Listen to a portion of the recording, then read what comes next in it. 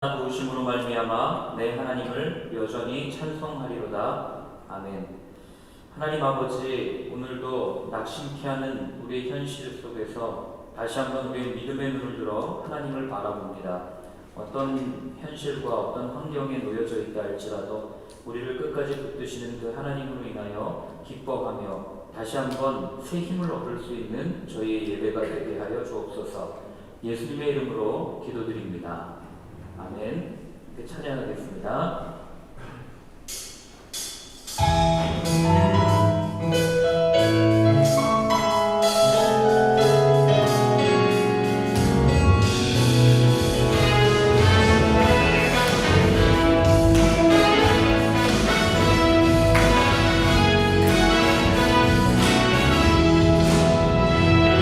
내 심령 사모하는 친구가 되신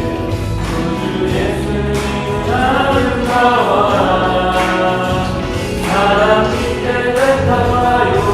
빛나는 새벽별 주님 영원할지라 주옵소서. 내 마음이 아플 적에 그 위로 되시며 나 외로울 때 좋은 친구라. 그는 저 산 밑에 가 빛나는 새벽별 이 땅 위에 드릴 것이 없도다.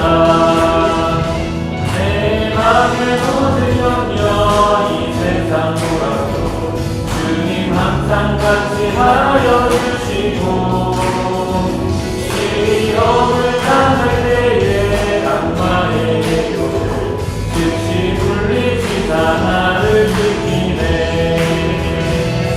온 세상 날보려도 주 예수만 버려 끝까지 나를 돌아오시니, 주는 저 산 밑에 가 빛나는 새벽별 이 땅 위에 드릴 것이 없도다.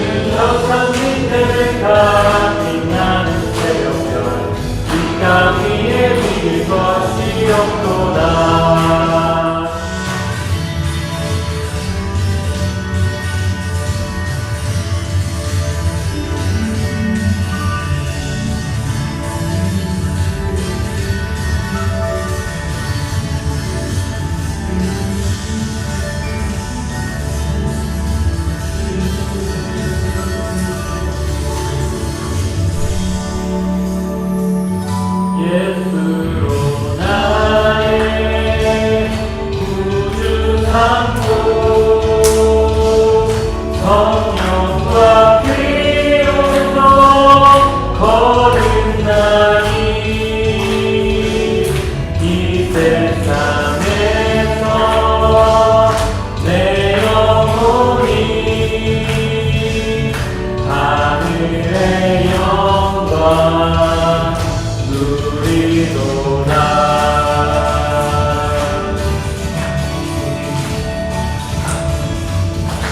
예수로 나의 구주 삼고 성령과 피로 거듭나니 이 세상에서 내 영혼이 하늘의 영광 누리도다. 이것이 나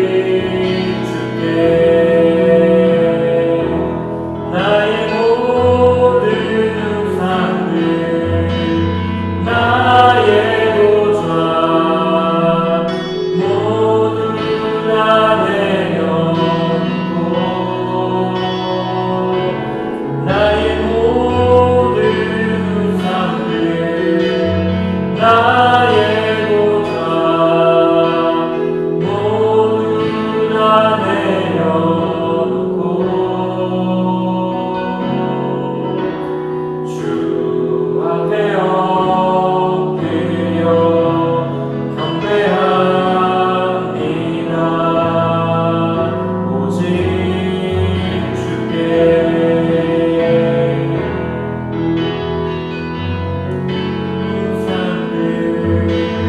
나의 보좌 모두 다 내려놓고 나의 모든 삶들 나의 보좌 모두 다 내려놓고 주 앞에 엎드려 주 앞에 엎드려 경배합니다. 오직 주께 주 앞에 엎드려 경배합니다. 오직 주께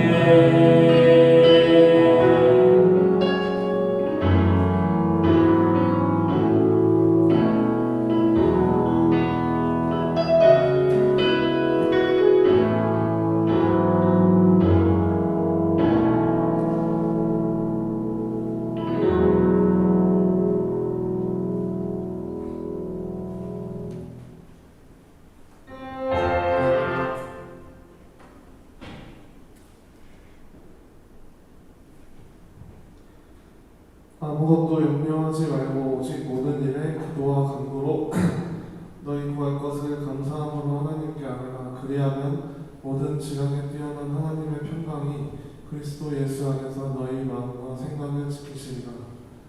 주님, 지스케어에서 주일 아침을 맞이할 수 있도록 허락해 주셔서 감사합니다. 일어나서 하나님께 나오기까지 수많은 세상의 불안과 고민들을 뒤로한 채 하나님께 예배하는 자리로 용기 내어 나온 저희들, 이 시간 주님 함께 해주시기를 원합니다. 하나님을 예배하는 자리가 갈수록 어려운 상황 가운데 있습니다. 다시 거리두기로 인해 하나님과의 교제가 막히지 않도록 저희에게 늘 예배의 사모함을 주시고 항상 깨어있어 힘쓰기를 기도합니다. 저희 지스케어 처치 가족들이 떨어져 있을 때에도 항상 기도하고 말씀을 가까이에 두며 코로나로 인해 예배가 어려워질지라도 각자의 자리에서 성령의 열매들이 맺어질 수 있도록 도와주시기를 기도합니다. 저희의 의지와 노력만으로는 부족하오니 주님, 오직 주님께서 함께 해주시기를 원합니다. 마지막인 시대를 살아가면서 갈수록 신앙을 지키기 어려운 시대에 살고 있다고 느낍니다. 그러나 구약시대도 그렇고 초대교회 주님의 십자가 복음을 목숨을 걸고 지켰던 많은 믿음의 선조들을 생각하였을 때 현재 우리는 말씀의 홍수 속에서 얼마나 풍요 속의 빈곤인지를 알게 하여 주시옵고 저희가 신앙을 지킬 책임과 의지가 없기에 믿음 지키기를 게을리 하진 않았는지 다시 한번 이 자리를 통해 고백합니다.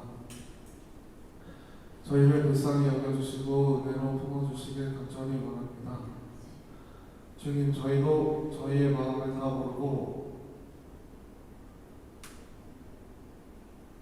때로는 나의 기분과 감정대로 흘러가는 삶에서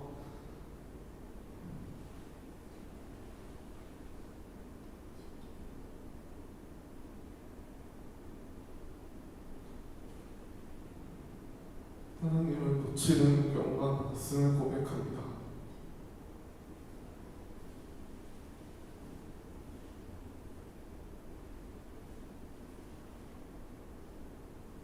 저희를 지으시고 나를 나보다도 더 잘 아시는 주님께 저희의 영혼과 마음과 모든 것을 맡기고 의지합니다. 우리의 의도는 이 자리에 올 수 없다는 것을 압니다. 저희가 온전히 하나님께 나아갈 수 있음은 오직 주님 예수 그리스도 이름뿐이라는 것을 다시 한번 알게 되는 이 시간 예배가 될 수 있도록 간절히 기도드립니다. 아멘.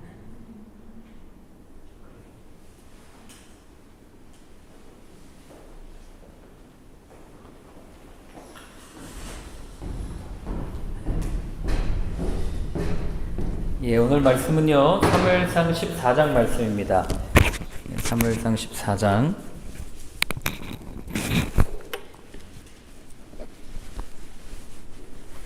1절부터 23절까지인데요. 같이 한번 읽도록 하겠습니다. 네, 사무엘상 14장 1절부터 23절까지 같이 한 목소리로 한번 읽겠습니다. 하루는 사울의 아들 요나단이 자기의 무기를 든 소년에게 이르되 우리가 건너편 블레셋 사람들의 부대로 건너가자 하고 그의 아버지에게는 아뢰지 아니하였더라. 사울이 기브와 변두리 미그론에 있는 석류나무 아래에 머물렀고 함께한 백성은 600명가량이며 아이야는 에봇을 입고 거기 있었으니 그는 이가봇의 형제 아이두베의 아들이요 비느하스의 손자요 실로에서 여호와의 제사장이 되었던 엘리의 증손이었더라. 백성은 요나단이 간 줄을 알지 못하니라. 요나단이 블레셋 사람들에게로 건너가려 하는 어기 사이에 이쪽에는 험한 바위가 있고 저쪽에도 험한 바위가 있는데 하나의 이름은 보세스요 하나의 이름은 세네라. 한 바위는 북쪽에서 믹마스 앞에 일어섰고 하나는 남쪽에서 게바 앞에 일어섰더라. 요나단이 자기의 무기를 든 소년에게 이르되 우리가 이 할례 받지 않은 자들에게로 건너가자. 여호와께서 우리를 위하여 일하실까 하노라. 여호와의 구원은 사람이 많고 적음에 달리지 아니하였느니라. 무기를 든 자가 그에게 이르되 당신의 마음에 있는 대로 다 행하여 앞서가소서. 내가 당신과 마음을 같이하여 따르리이다.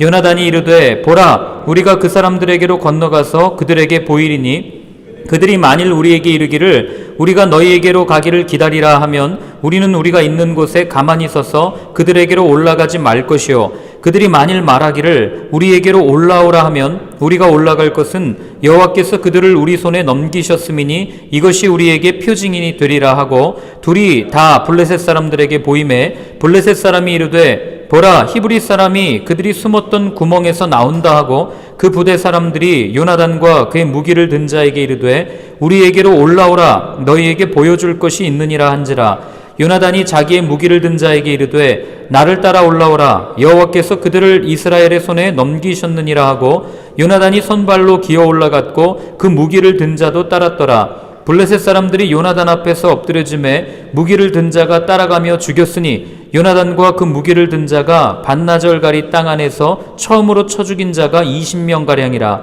들에 있는 진영과 모든 백성들이 공포에 떨었고 부대와 노략군들도 떨었으며 땅도 진동하였으니 이는 큰 떨림이었더라. 베냐민 기브아에 있는 사울의 파수꾼이 바라본즉 허다한 블레셋 사람들이 무너져 이리저리 흩어지더라. 사울이 자기와 함께한 백성에게 이르되 우리에게서 누가 나갔는지 점호하여 보라 하여 점호한즉 요나단과 그의 무기를 든 자가 없어졌더라. 사울이 아이야에게 이르되 하나님의 궤를 이리로 가져오라 하니 그때 하나님의 궤가 이스라엘 자손과 함께 있음이니라. 사울이 제사장에게 말할 때에 블레셋 사람들의 진영에 소동이 점점 더한지라. 사울이 제사장에게 이르되 내 손을 거두라 하고 사울과 그와 함께한 모든 백성이 모여 전장에 가서 본즉 블레셋 사람들이 각각 칼로 자기의 동무들을 침으로 크게 혼란하였더라. 전에 블레셋 사람들과 함께하던 히브리 사람이 사방에서 블레셋 사람들과 함께 진영에 들어왔더니 그들이 돌이켜 사울과 요나단과 함께한 이스라엘 사람들과 합하였고 에브라임 산지에 숨었던 이스라엘 모든 사람도 블레셋 사람들이 도망함을 듣고 싸우러 나와서 그들을 추격하였더라. 여호와께서 그날에 이스라엘을 구원하심으로 전쟁이 베다웬을 지나니라. 아멘. 하나님 아버지, 성경을 펴서 읽을 때마다 도저히 불가능한 상황 속에서 하나님께서 행하시는 그 놀라운 기적을 통해 이스라엘이 구원을 얻는 모습을 바라봅니다. 하나님 오늘도 우리의 삶 속에 역사하시는 그 하나님의 손길을 바라볼 수 있는 믿음의 눈을 허락하여 주시고 우리의 삶 속에서도 여전히 하나님의 구원, 그 놀라운 손길이 이어지는 것을 바라볼 수 있는 저희의 삶이 되게 하여 주옵소서. 예수님의 이름으로 기도드립니다. 아멘. 사람들은 어려움에 이렇게 딱 어려움이라는 걸 맞닥뜨리면 여러 가지 다양한 방법들을 찾아냅니다. 이 난관을 어떻게 이겨나가야 되나? 나는 도대체 이 어려움 가운데 어떻게 이것을 헤쳐나가야 되는가? 이걸 많이 고민하게 되는 거죠. 그래서 어떤 역사학자는 인류의 역사를 그렇게 정의합니다. 어려움과 난관 앞에선 수많은 사람들이 그 난관을 이겨나가기 위해서 발버둥친 흔적, 그게 바로 사람의 역사다, 이렇게까지 정의하는 것을 보게 된 적이 있어요. 그렇기 때문에 우리가 어려움 앞에서 이 어려움을 어떻게 인식하고 그리고 어떻게 대처하느냐에 따라서 우리의 미래가 달려있다고 해도 전혀 과언이 아니라는 것을 우리는 알게 되는 거죠. 오늘 본문에 나오는 이스라엘의 처지가 똑같습니다. 바람 앞에 서 있는 등불과도 같은 모습이에요. 지난주에 우리 살펴보지 않았습니까? 지금 어떤 상황입니까? 블레셋 군대가 이스라엘 앞에 쳐들어왔습니다. 공격하기 위해서 준비태세를 하고 있는 상황이고, 지금 블레셋 군대는 어떻습니까? 해변의 모래와도 같이 많은 그 군대가 지금 눈앞에 펼쳐져 있다고 지난주에 우리가 함께 읽었죠. 병거가 얼마였고 마병이 얼마입니까? 병거가 3만이요 마병이 6천이었더라. 그렇게 성경은 기록하고 있지 않습니까? 그런데 그에 맞서는 이스라엘 군대는 어떻습니까?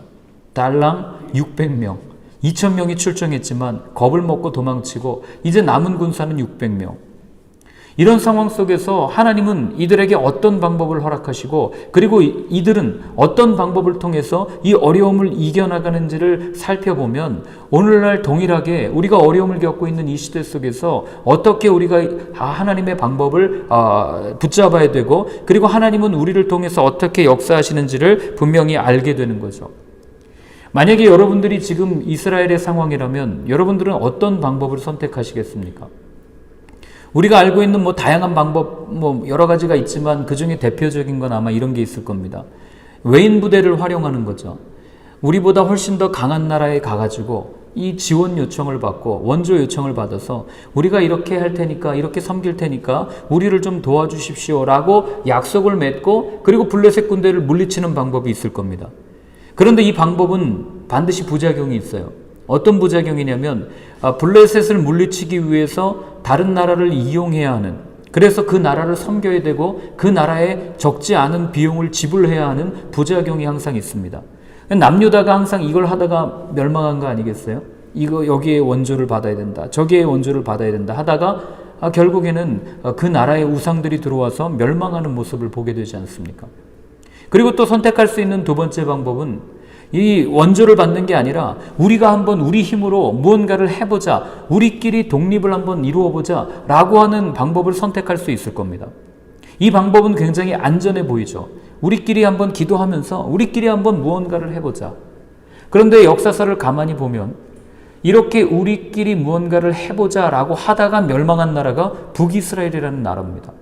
이들은 나라 말기에, 정권 말기에 고민을 합니다. 우리가 전통 이 강국인 애굽을 의지할 거냐, 아니면 신흥 강국인 아수르를 의지할 거냐, 이걸 가지고 서로 이렇게 아웅다웅 하다가 왕권이 계속 바뀌어요. 정권이 바뀌는 거죠. 아수르를 의지하는 왕이 섰다가 아니야, 애굽을 의지하는 왕 이쪽을 붙어야지 라고 하다가 이 사람들이 쿠데타 일으켜가지고 다시 정권을 바꾸고, 이런 일들이 반복되다가 제일 마지막에 어떤 결정을 내리냐면 아수르도 아니고 그리고 애굽도 아니다, 우리끼리 무언가를 한번 해보자, 우리의 힘으로 한번 해보자 라고 하다가 그 안에 있는 작은 나라들과 연합을 해서 연합전선을 펴다가 결국에는 이 아수르라고 하는 나라에서 완전히 초토화되고 사마리아가 완전히 폐허가 되는 그런 일을 당하는 게 북이스라엘의 삶 아니었습니까? 그러니 여기 놓고 저기 놓고 저울질하다가 안 되니까 우리끼리 한번 해보자 라고 하다가 멸망한 겁니다. 그럼 도대체 우리는 어떤 방법을 택해야 됩니까? 외세도 아니고 그리고 우리끼리 하는 힘도 안 된다. 그럼 하나님은 우리에게 원하시는 것은 무엇인가? 여러분들이 남유다와 북이스라엘의 이야기를 쭉 읽다 보면은 이들이 참 머리는 좋았습니다. 여기 가서 한번 기웃거리고 저기 가서 기웃거리고 이 방법을 사용해볼까 저 방법을 사용해볼까 고민하다가 결국 멸망하거든요. 그런데 문제가 무엇이었냐면 이들은 그 어려움을 허락하신 하나님께 묻지 않았다는 거예요. 그리고 그 어려움을 허락하신 하나님의 뜻이 분명히 있음에도 불구하고, 그리고 많은 선지자들을 통해서 그 하나님의 뜻이 외쳐졌음에도 불구하고 하나님의 뜻을 무시하고 하나님의 음성에는 귀를 닫은 채 그저 자기들의 생각과 자신들의 경험을 가지고 이거는 이렇게 해야지, 이게 지혜로운 방법이야 라고 자신들의 어떤 방법을 추구하다가 결국에는 다 멸망하게 되는 그런 모습이 이 역사서 안에 나타나 있는 것 아니겠어요? 오늘날도 마찬가지입니다. 많은 이들이 그렇게 얘기해요. 코비드-19이라고 하는 이 질병을 바라보면서 워낙 힘들게 하니까 어떤 분이 그렇게 얘기하더라고요.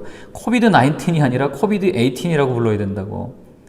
이해되시죠? 코로나19라고 부르는 게 아니라 코로나18이라고 불러야 된다고. 뭐 그렇게 우스갯소리로 이야기하면서 하는 이야기를 제가 들은 적이 있어요. 왜 그렇게까지 표현하겠어요? 너무 힘드니까요. 지금 또 4단계가 되면서 이제 저희가 오늘 대면 예배를 드리는 게 아마 마지막이 될 것 같고, 뭐 정부는 2주 정도 이렇게 거리두기를 강화한다고 하지만 그동안 저희가 해왔던 이걸 보면 아마 2주가 아니라 한 달 내지 2달 정도를 이렇게 또 가야 되지 않을까 이런 생각을 합니다. 그러는 동안 자영업자라든지 소상공인들은 이제 뭐 하소연을 하고 너무 힘들다고까지 이야기하고, 뭐 그들만 힘들겠어요? 사실 이 안에 통제받으면서 마음껏 활동할 수 없는 우리 모두가 이런 어려움과 힘듦을 이렇게 고통을 또 이야기하면서 이런 시기를 우리가 거쳐야 되지 않겠어요? 근데 왜 이런 일들이 벌어졌는가? 우리는 상황을 가지고 많은 이야기를 나눕니다. 결국에는 어떻게 해서든지 이 어려움을, 이 난관을 빨리 벗어나고 싶은 우리의 욕망, 우리의 욕심이 결국 이런 화를 부른 거 아니겠어요? 어떻게 해서든지 빨리 백신을 맞고 빨리 집단 면역을 이루어서 모든 게 정상으로 돌리고 싶어하는 우리의 간절한 마음이지만 어떻게 보면 그게 욕심이었죠. 그 욕심이 결국에는 여름을 지나면서 이렇게 확 늘어나는 이런 어려움을 우리에게 가지고 온 거죠. 고통을 해결할 수 있는 가장 빠른 해결 방법은 딱 한 가지입니다. 뭐 사람들은 이 얘기 들으면 웃겠죠. 그러나 성경이 말하는 고난과 고통을 해결할 수 있는 유일한 방법 한 가지는 그 상황을 허락해 주신 하나님께 묻는 방법이에요. 하나님께서 역사의 주관자라고 하시지 않습니까? 하나님께서 모든 역사를 이루어 가신다면서요. 그럼 하나님께서 역사를 이루어 가신다면 반드시 그 역사를 통해서 이루고 싶은 하나님의 뜻이 그 가운데 있다는 것을 우리는 알게 되는 거죠. 그러니 그 하나님의 뜻이 무엇인지를 묻고 그 하나님의 뜻이 어떤 것인지를 분명히 알아야 그 해결 방법들이 나올 텐데, 그러나 그런 하나님의 뜻은 묻지 않고 드러난 현실과 눈앞에 있는 문제를 가지고 해결하려고 하니 돌파구가 안 나오는 거죠. 그게 성경이 말하는 사람들의 어리석은 모습이 반복돼서 나오는 거 아니겠어요? 자, 그러면 하나님께서는 오늘 이 이스라엘, 이들이 겪고 있는 이 어려움, 이 난관을 어떻게 이겨나가게 하시는가? 그게 오늘 하나님께서 말씀해 주시는 내용인데요. 자, 우리 먼저 1절을 같이 한번 읽어보겠습니다. 1절 읽습니다. 하루는 사울의 아들 요나단이 자기의 무기를 든 소년에게 이르되 우리가 건너편 블레셋 사람들의 부대로 건너가자 하고 그의 아버지에게는 아뢰지 아니하였더라. 아멘. 자, 하나님께서 이 어려움을 해결해 나가기 위해서 선택하신 방법이 무엇인가? 바로 하나님의 사람을 일으키셨다는 거예요. 그 사람이 누구였는가? 바로 요나단이라는 한 사람을 하나님께서는 세우신 거죠. 요나단이라는 한 사람, 믿음의 사람을 통해서 하나님께서는 이 어려움을 해결해 나갈 수 있는, 이 어려움을 헤쳐나갈 수 있는 방법들을 설명해 주시는 거예요. 그런데 우리는 이걸 읽으면서 요나단이 하나님께서 세우셨고 요나단을 통해서 이 어려움을 헤쳐나가시는구나 라고 이 14장을 읽으면서 눈치채지만, 사실은 이미 13장에서부터 하나님께서는 요나단을 통해서 역사하셨다는 것을 우리가 눈치챌 수 있습니다. 13장에 보면은 어떻게 합니까? 요나단이 먼저 선제 공격을 펼쳐요. 사울은 가만히 있습니다. 그때부터 이미 하나님께서는 믿음을 가졌던 한 사람 요나단을 통해서 이스라엘의 위기를 헤쳐나갈 수 있는 방법들을 우리에게 설명해 주셨다는 거죠. 그런데 성경이 말해주는 이 요나단의 모습을 보면 하나님의 사람의 특징이 한 가지가 드러납니다. 그게 뭐냐면 환경에 눌려서 겁을 먹고 두려워하는 그런 모습이 아니라, 이런 환경을 허락해 주신 분도 하나님이시니까 이런 상황 속에서 내가 하나님을 붙들고 나아가면 하나님께서는 하나님의 방법을 통해서 역사하실 겁니다 라고 하는 분명한 믿음을 그가 가지고 있었다는 거죠. 하나님을 기대했다는 거예요. 여러분, 이게 말이나 돼요? 말도 안 되는 얘기죠. 지금 달랑 600명이고 앞에는 수만의 군사가 펼쳐져 있습니다. 그런데 나중에 살펴보겠지만 여러분, 이 문제를 몇 명이서 해결하는지 아세요? 이 수많은 군대가 있을 때 우리 같으면 그래도 적어도 그 영화 300 보면은 이 스파르타에서 이 저쪽 바사의 군대를 맞이할 때 그래도 300명은 있지 않습니까? 300명 정도는 있어야 뭔가 해결될 거 아닙니까? 라고 우리는 생각하지만 오늘 본문에 보면요, 달랑 2명이 해결합니다. 아니, 더 나아가서 달랑 1명이 해결하는 거예요. 이게 하나님의 방법이란 말이에요. 그 믿음을 가졌던 요나단이 뭐라고 얘기하는지 한번 들어보실래요? 자, 우리 6절 같이 한번 읽어보겠습니다. 6절 읽습니다. 요나단이 자기의 무기를 든 소년에게 이르되 우리가 이 할례 받지 않은 자들에게로 건너가자. 여호와께서 우리를 위하여 일하실까 하노라. 여호와의 구원은 사람이 많고 적음에 달리지 아니하였느니라. 아멘. 지금 뭐라고 얘기합니까? 가자는 거예요. 저 수많은 적군 앞에. 그리고 이들이 지금 요새를 치고 있는 이곳은 아까 우리가 읽었지만 굉장히 험준한 지역이에요. 그냥 사람이 올라갈 수 있는 언덕이 아니라 나중에 요나단이 어떻게 올라갑니까? 손과 발을 써서 기어 올라갔다고 표현하고 있어요. 그만큼 험준한 요새에 지금 블레셋은 위에 있고 이 사람들은 아래에 있는 거예요. 그런데 이런 누가 봐도 불리한 이런 상황에 지금 한단 소리가 무슨 말을 하고 있어요? 여호와의 구원은 사람의 많고 적음에 달리지 아니하였다. 이런 선언을 지금 요나단이 하고 있는 거죠. 여러분, 이런 선언을 아무나 하겠습니까? 아무나 못해요. 우리도 마찬가지예요. 우리 삶 속에서 어려운 일을 겪을 때 이건 믿음으로 기도하면 해결됩니다. 이런 얘기 아무나 할 수 있어요? 어떤 사람만이 할 수 있냐면 그런 상황 가운데서 하나님께서 나를 건져주셨던 경험을 했던 그런 사람만이 이런 고백을 할 수 있는 거죠. 그러니 요나단은 하나님이 어떤 분이신지를 분명히 알았던 사람이고, 그리고 그런 하나님께서 자기를 건져주셨던 경험이 있었다는 것을 우리는 눈치챌 수 있는 거예요. 나중에 누가 이런 고백을 합니까? 다윗도 이런 고백을 해요. 전쟁은 우리에게 속한 게 아니라 하나님께 속한 겁니다. 그리고 나중에 또 레위 사람 야하실이라고 하는 이 사람이 그렇게 고백합니다. 전쟁은 우리에게 속한 게 아니라 하나님께 속한 겁니다.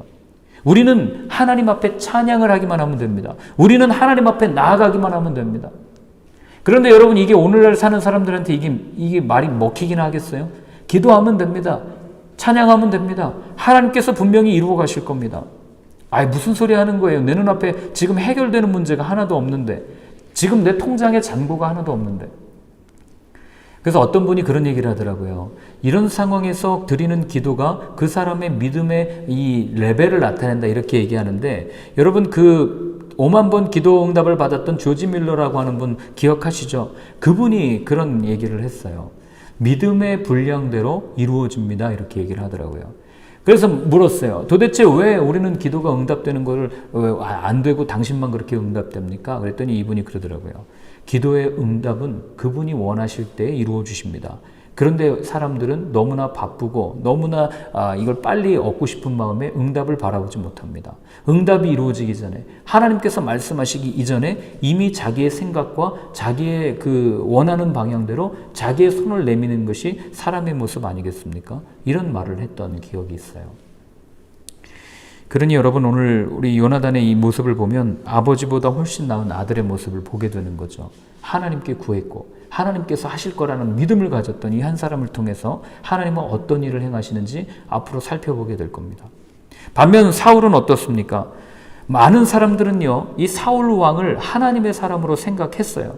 왜냐하면 그도 그럴 것이 앞에서 암몬과의 전쟁을 통해서 사울에게 하나님의 영이 임했을 때 사울이 나가가지고 말도 안 되게 승리하잖아요. 그러니 또다시 블레셋과의 전쟁 속에서 사울은 하나님의 영이 충만했던 사람이니까 이 사람을 통해서 하나님께서 역사하실 거야 라고 하는 많은 사람들의 기대를 사울이 가지고 있었단 말이에요. 그런데 모두가 하나님의 사람이라고 인정했던 사울이 어떤 일을 하는지 한번 보실래요? 우리 2절 한번 같이 읽어보겠습니다. 2절 읽습니다. 사울이 기브와 변두리 미그론에 있는 석류나무 아래에 머물렀고 함께한 백성은 600명 가량이며. 지금 뭐 하고 있는 겁니까? 전쟁이 나가지고 지금 뭘 어떻게 이렇게 좀 왕이 나가서 다독이고, 비록 우리가 600명밖에 되지 않지만 전쟁을 하나님께 속한 거야 하고 나가서 싸우고 다독여도 모자랄 판에 지금 어떻게 하고 있다고요? 기브와 변두리 미그론에 있는 석류나무 아래에서 뭐 하고 있는 겁니까? 군사가 얼마나 되는지 지금 숫자 세고 있는 거예요. 우리는 600명밖에 안 되는데 저들은 얼마나 되냐? 우리가 과연 이 전쟁에서 승산이 있냐? 이길 수 있느냐? 이 말 그대로 주판안을 챙겨보고 있는 거죠. 이게 될지 안 될지를 고민하고 있는 겁니다. 그러니 아들이 이런 아버지에게 무언가 전쟁하러 갈 때 말하겠습니까? 저 같아도 말 안 하죠. 말해서 뭐합니까? 이해하지도 못하고 비전도 다르고 하나님의 음성을 듣지도 못하고 하나님을 제대로 모르는데 이야기해봐야 뭐하겠냔 말이에요. 싸우기밖에 더 합니까? 그리고 그가 이어서 이렇게 말합니다. 3절입니다. 같이 읽습니다. 아히야는 에봇을 입고 거기 있었으니 그는 이가봇의 형제 아히두베의 아들이요 비느하스의 손자요 실로에서 여호와의 제사장이 되었던 엘리의 증손이었더라. 백성은 요나단이 간 줄을 알지 못하니라. 지금 사울이 제사장을 데리고 있어요. 어떤 제사장입니까? 아히야라고 하는 제사장이에요. 이 아히야는 엘리의 후손입니다. 엘리가 누군지 기억하십니까? 아들들 제대로 교육하지 않고 앞에서 나왔던 몸이 비둔해져서 목이 부러져 죽었던 그런 사람의 후손이라고 오늘 이야기를 해요. 더 쉽게 얘기하면 이미 하나님의 심판을 받은 사람이 엘리였고 그의 후손이라고 오늘 성경은 이야기를 해주죠. 여러분 그 앞에 한번 펴보실래요? 사무엘상 3장인데요. 사무엘상 3장 13절 말씀이에요. 하나님께서 하신 말씀인데 사무엘상 3장 14절 같이 한번 읽어보겠습니다. 사무엘상 3장 14절 읽습니다.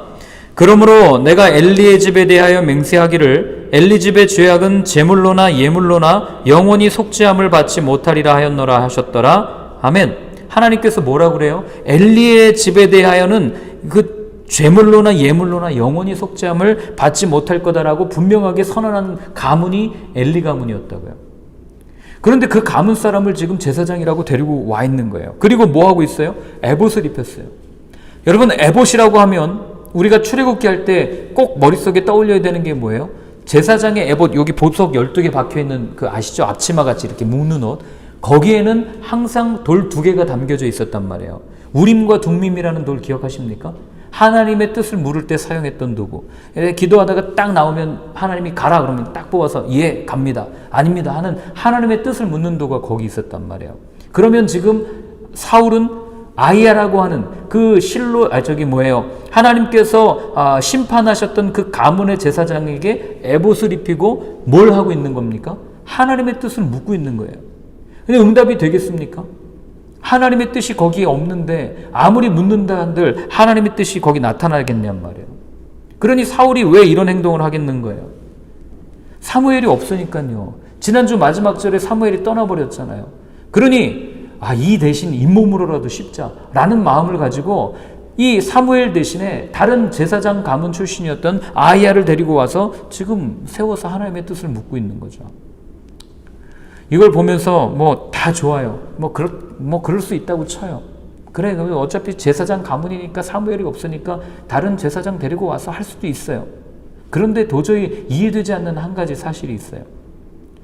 아버지의 죄가 아들에게로 이어지지 않는 게 하나님의 뜻이라고 분명히 우리가 알고 있으니까 아무리 누구죠?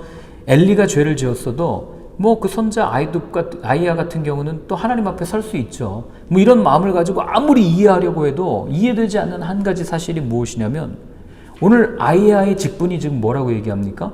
제사장이라고 얘기하잖아요. 그럼 여러분 제사장은 어디에 있어야 됩니까?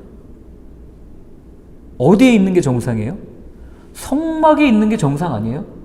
제사장이라면 지금 이런 위기의 상황 속에서 본인이 선지자도 아니고 하나님이 보내신 것도 아니고 그렇다면 성막에서 하나님 앞에 하나님의 뜻을 묻고 하나님 앞에 제사를 드리고 하나님 앞에 예배를 드리면서 하나님 이때를 향한 아버지의 뜻이 무엇입니까를 묻는 게 제사장으로서의 정상이란 말이에요. 그런데 오늘 지금 뭐 하고 있어요? 사울을 따라다니고 있어요.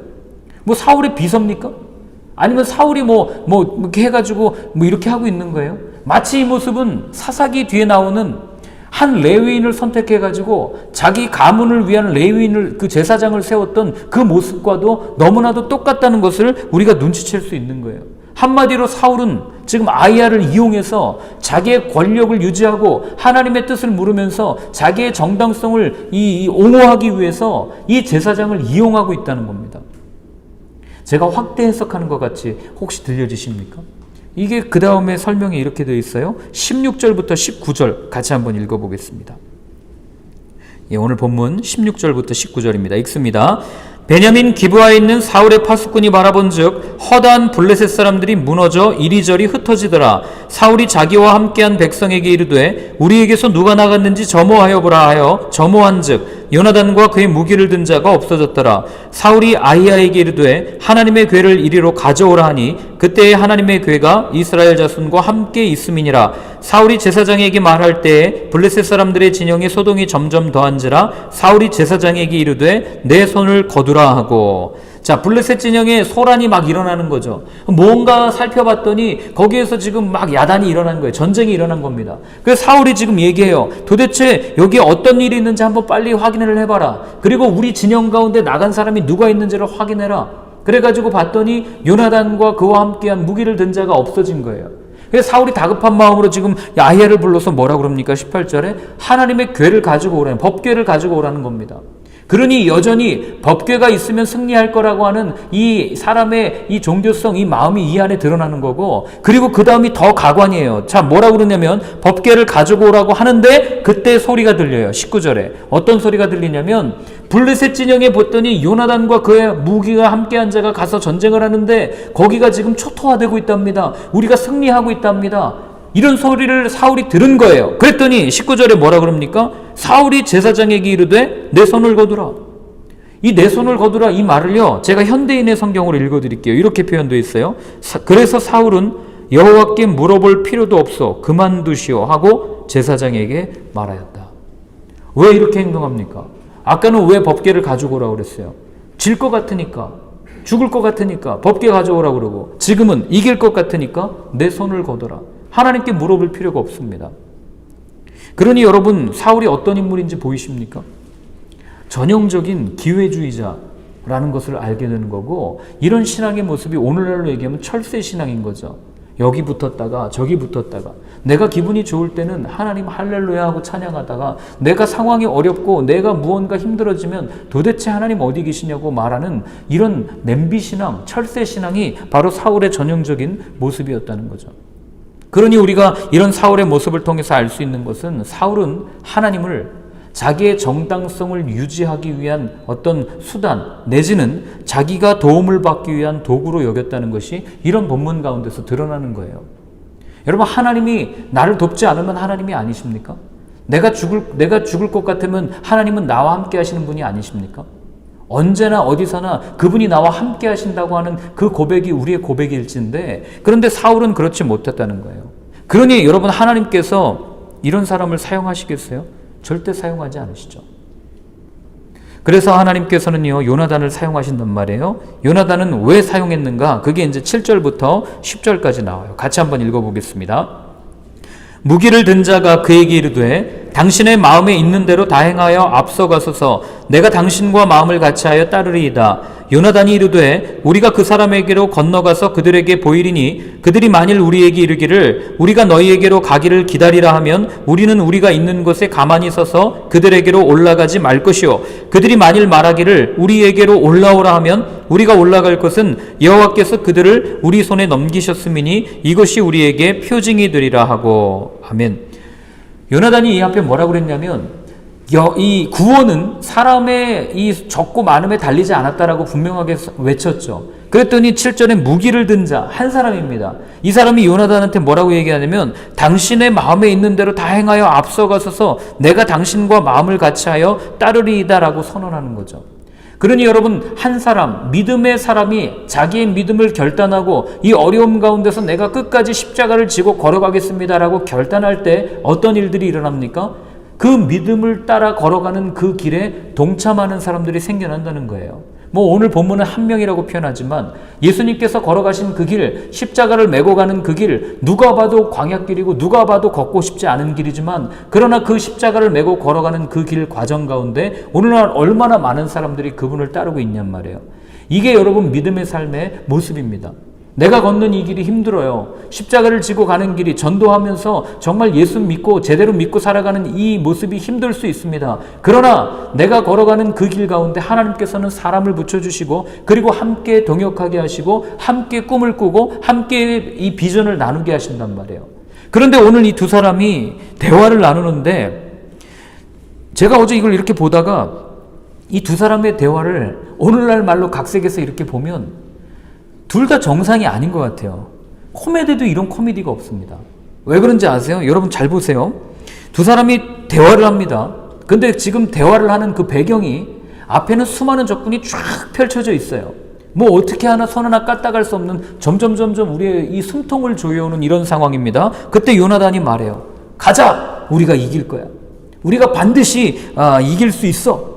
너 나 믿지? 이렇게 얘기를 하는 거예요.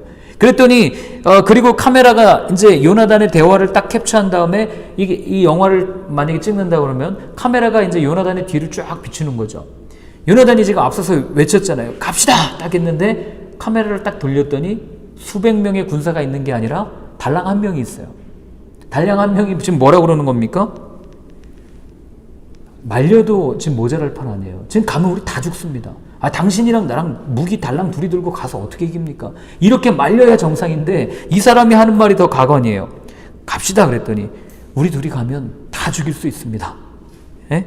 갑시다. 우리 둘이 저 많은 적들을 다 죽여버립시다. 할 수 있습니다.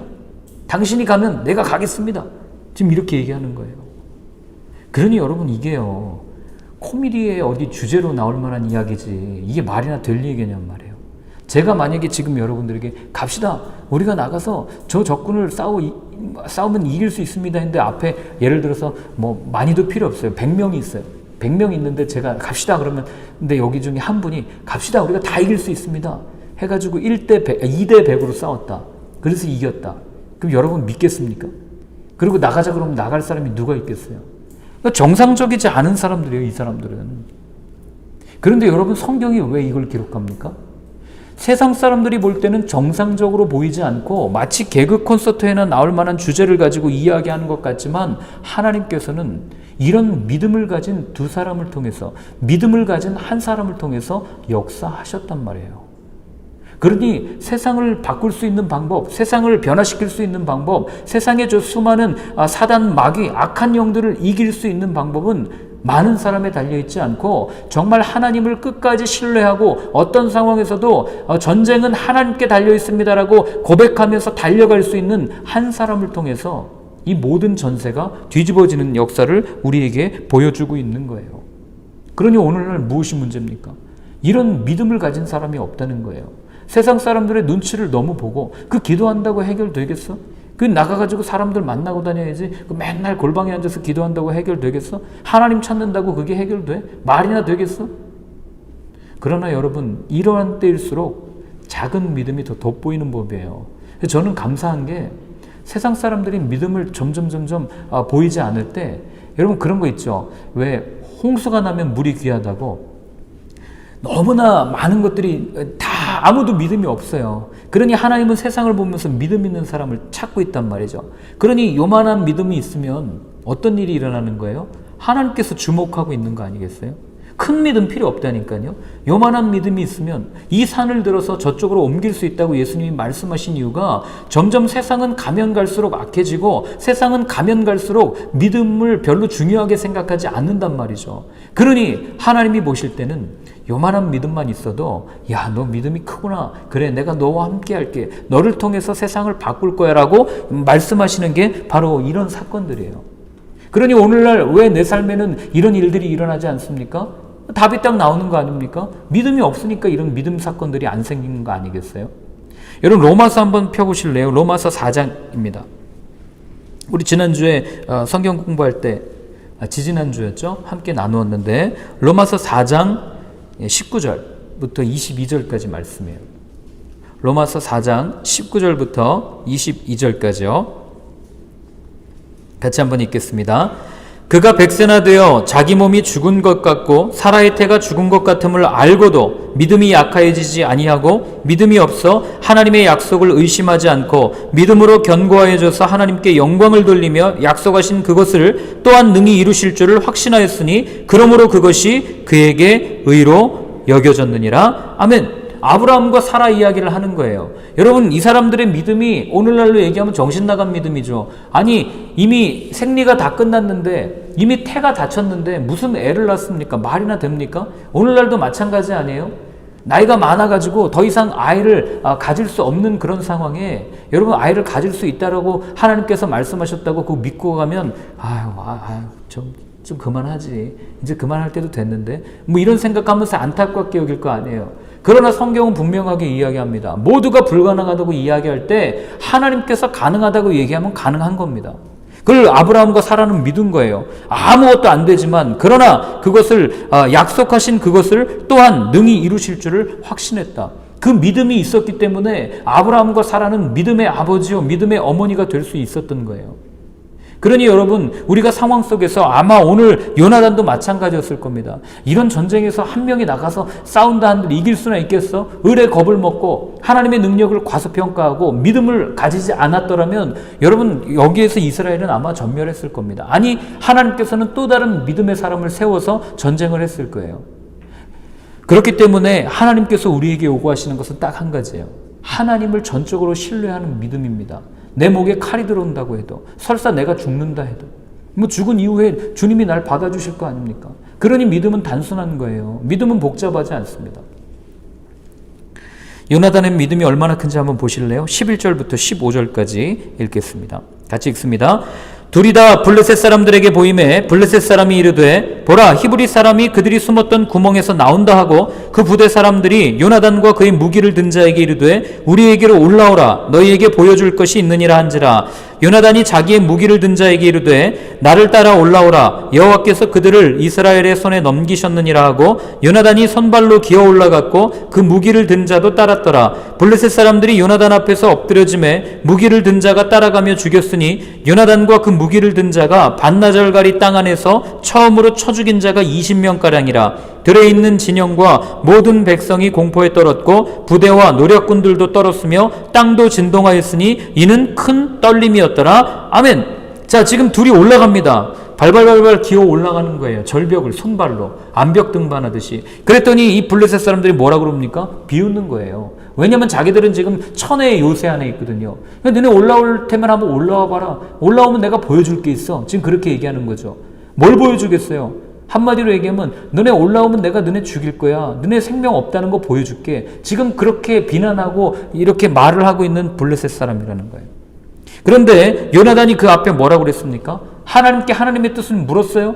그리고 하나님께서는 구체적으로 그렇게 응답을 해주셨습니다. 어떻게 물었습니까? 저들이 우리가 올라가는데 야 너네 거기 기다려. 우리가 내려갈 거야. 우리가 가서 너네 없애버릴 거야 라고 이야기하면 이건 하나님의 뜻이 아니니까 우리가 그냥 가만히 있고, 저들이 우리가 간다 그럴 때 너네 올라와 라고 이야기하면 이건 하나님의 뜻이니까 우리가 올라가서 전쟁하자. 이렇게 요나단이 얘기한단 말이에요. 그런데 오늘 블레셋 사람들이 뭐라 그러냐면 올라오라는 거예요. 근데 이게 아무것도 아닌 것 같지만 여러분 이게 조금 이상해요.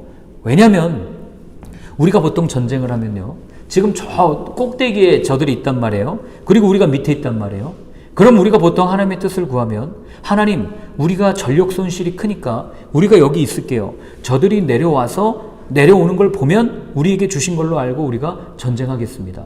이게 정상이잖아요. 내가 지금 힘들게 기어 올라가가지고 숨도 헐떡헐떡이는데 하나님 그렇게 올라오라고 하는 게 하나님의 뜻으로 알고 우리가 전쟁하겠습니다. 이건 약간 좀 어폐가 있단 말이죠. 여러분 이런 모습을 보면서 그렇게 얘기할 수 있는 거죠. 우리에게 유리한 상황이 펼쳐져야 그게 하나님이 우리에게 주신 뜻이야 라고 생각하고 우리는 일을 진행할 때가 왕왕 있단 말이에요. 근데 요나단은 거꾸로 얘기한 거예요. 여러분 저도 그래요. 기도하면서 뭐 여러 가지 상황을 살필 거 아닙니까? 그런데 기도하면서 내 앞에 좋은 상황이 펼쳐지면 아 이게 하나님의 뜻인가 보다. 하나님께서 우리에게 길을 열어주시는구나 라고 생각하고 그렇게 간단 말이죠. 그런데 기도하는데 자꾸 일이 꼬여요. 기도하는데 자꾸 일이 풀리지 않아요. 그러면 어떻게 생각합니까? 아 이거 하나님이 막으시는 거구나 라고 생각하고 우리는 그렇게 갈 때가 있단 말이죠. 그런데 요나단은 그렇게 하지 않았다는 거예요. 그러면서 보면서 야 요나단의 믿음의 용량이 정말 크긴 크구나. 나와 다르구나. 이런 생각을 하게 된 거죠. 무슨 말이냐면 여러분 믿음을 가지고 걸어가는 사람은요 그 길에 펼쳐지는 상황이 별로 중요한 게 아니라는 거예요. 믿음으로 걷는 그 여정 가운데는 하나님이 나와 함께 하시느냐 하지 않느냐가 중요한 거지 하나님께서 내 손을 붙잡고 나와 걸어가느냐 걸어가시지 않느냐 이게 중요한 거지 내 눈앞에 펼쳐지는 상황들이 그걸 가지고 이렇게 가볍게 막 이렇게 해도 되겠구나 안 해도 되겠구나 이걸 판가름할 수 있는 기준이 아니라는 거예요. 하나님이 나와 함께 하시면은요, 내가 메마른 땅을 걸어가면서 내가 기도하면서 가면서 목마르고 아무 일이 다 뒤틀어지고 한다 할지라도 그분이 나와 함께 하시기 때문에 그곳은 어디나 하늘나라를 경험할 수 있는 거고, 내가 아무리 기도하면서 가는데 상황이 좋아지고 다 모든 일이 척척척척 이루어진다 해도 그때 하나님이 나와 함께 하시지 않으면 그건 하나님의 일이 아니라 내 일이 될 수 있다는 것을 요나단이 알려주는 겁니다. 그러니 여러분들이 믿음의 여정을 걸어가실 때 내게 펼쳐지는 상황에 너무 이렇게 흔들리지 않으셨으면 좋겠어요. 그분이 나와 함께 하느냐 하지 않느냐가 중요한 거지, 내 앞에 펼쳐지는 상황들이 이건 이래서 괜찮아, 그래 이렇게 순적하게 가는구나, 안 그럴 수도 있다는 거예요. 그러니까 그 편견에서 벗어날 수 있게 되기를 바랍니다. 그러니 이들에게는 적군의 수가 별로 의미가 없는 거예요. 몇 명이 있든 몇백 명이 있든 몇만 명이 있든 요나단에게는 중요하지 않았어요. 요나단에게 중요한 것은 하나님이 나와 함께 하시는 것이었습니다. 구원은 사람의 많고 적음에 달리지 않았다는 것, 이 어려운 걸 두 사람이 증명해냅니다. 그리고 두 사람이 첫 전쟁에서 두 사람이 10배나 되는 20명을 처치하는 것을 보게 돼요. 그리고 결과 성경은 큰 떨림이 있다고 우리한테 알려줍니다. 이 큰 떨림, 이게 이 개정판이 조금 이렇게 번역을 그냥 큰 떨림이 있더라 이렇게 해놨는데, 이걸 새 번역으로 읽어드리면 이렇게 돼 있어요. 하나님이 보내신 큰 공포가 그들을 휘감았다, 이렇게 표현하고 있는 거죠. 그러니 믿음을 가지고 걸어가는 그 사람들 뒤에는 지금 누가 계신 거예요? 하나님이 든든하게 버티고 계신 겁니다. 하나님이 함께 하시는 거예요. 그래서 여러분들 천하무적이라고 그러고, 왜 요즘 용어로 얘기하면은 맞아도 안 죽고 막 난관을 잘 헤쳐나가는 이런 캐릭터를 사기캐라고 그러잖아요.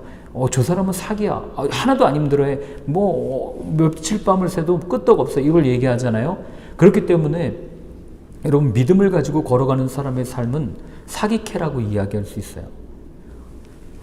아무리 어려운 환경이 우리 앞에 펼쳐져도 끄떡하지 않는 거예요. 왜요? 그분이 나와 함께 하시기 때문에, 그분이 나를 이렇게 지지해 주고 있기 때문에. 그래서 히브리서는 뭐라고 표현하는지 아십니까? 이런 사람들을, 이런 믿음을 가진 사람들을 세상이 감당하지 못하는 사람이라고 분명하게 이야기하는 겁니다. 이런 믿음을 가지고 있을 때만 전세를 바꿀 수 있고, 이런 믿음에 가진 한 사람을 통해서만 세상이 바뀌어져 간다는 것을 오늘 본문은 우리에게 이야기를 해주는 거죠. 저는 이 본문을 읽으면서 기도했습니다. 저와 여러분들이 이렇게 하나님의 마음을 시원케 하고 하나님으로부터 받은 그 능력으로 세상을 바꿔갈 수 있는 그런 삶이었으면 좋겠다, 이런 기도를 드렸습니다. 그런데 우리도 알고 있어요. 머리로는 그래, 하나님의 말씀대로 살아가는 게 맞지, 그렇게 하는 게 맞지, 하나님을 향한 믿음을 가지고 살아가야지, 주님 내가 여기 있습니다, 나를 받아주십시오, 이렇게 고백할 때가 참 많이 있습니다. 그런데 그 고백이 때로는 너무 부담스러울 때가 있지 않아요? 제가 이걸 언제 부담스럽게 느꼈냐면, 예전에 신대원 다닐 때요, 제가 이런 설교를 들었어요. 이사야서 6장 설교를 들으면서 하나님께서는 한 사람을 찾고 있는다, 그러니 손을 들고 주님 내가 여기 있습니다, 나를 사용하여 주옵소서, 그렇게 고백하라는 거예요. 그래서 제가 다른 동기들을 봤더니 막 두 손 들고 주님 내가 여기 있습니다, 나를 사용해 주십시오, 막 다 고백하는 거예요. 근데 저는 손을 들 수가 없었어요. 왜 들 수가 없냐면 너무 부담스러운 거예요. 뭐가 부담스럽냐면, 나도 내 손을 들어서 하나님 나를 사용해 주십시오라고 외치고 싶은데, 부르짖고 싶은데 제 모습을 보니까 도저히 손을 들 수가 없는 거예요. 너무 지저분하고 너무 더럽고, 그리고 내가 차마 하나님 앞에 나아갈 수 없는 삶이고, 내가 하나님 나를 써주십시오라고 말하기에는 내가 너무 달아서 이거 하나님 내가 너무 지저분한데 받아주실 수 있겠습니까? 하는 부담감으로 꽉 차 있는 거예요. 이런 마음을 가지고 하나님 앞에 기도했던 사람이 이사야입니다. 이사야서 6장에 보면 하나님이 이사야를 불러요.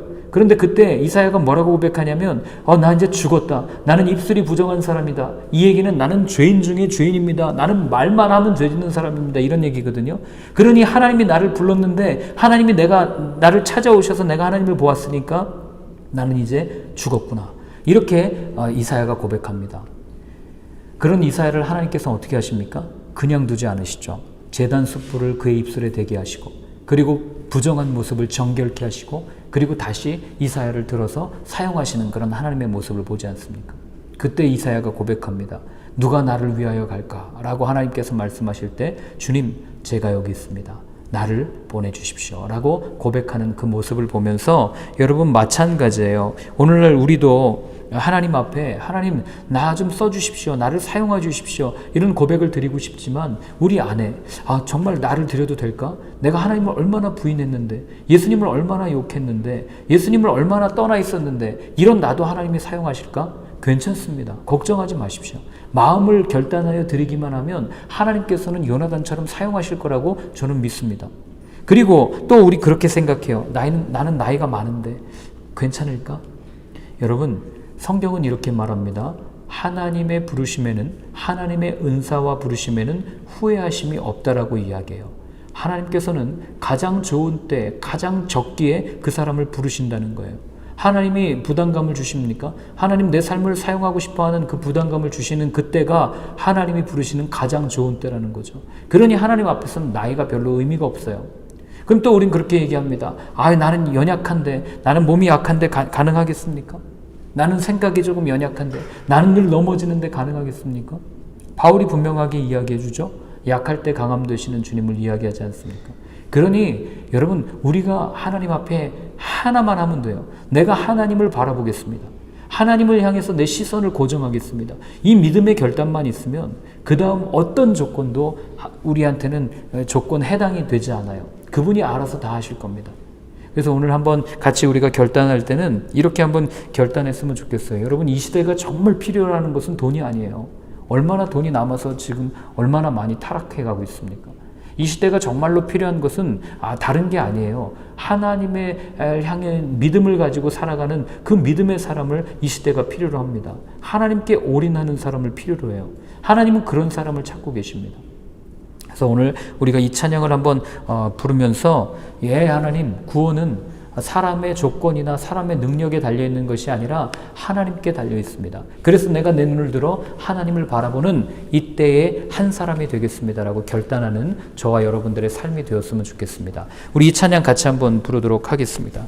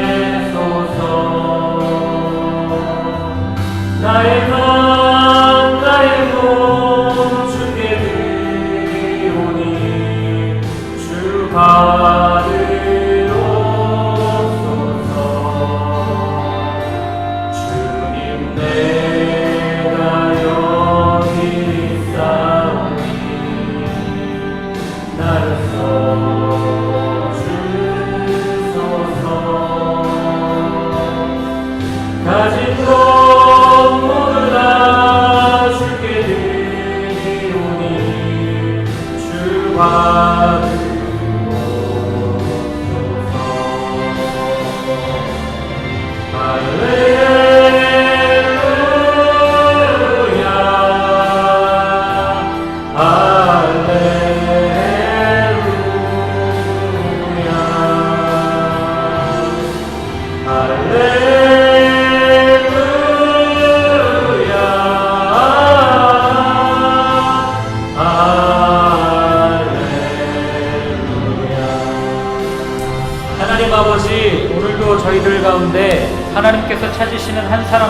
통해서 말씀하여 주셔서 감사합니다.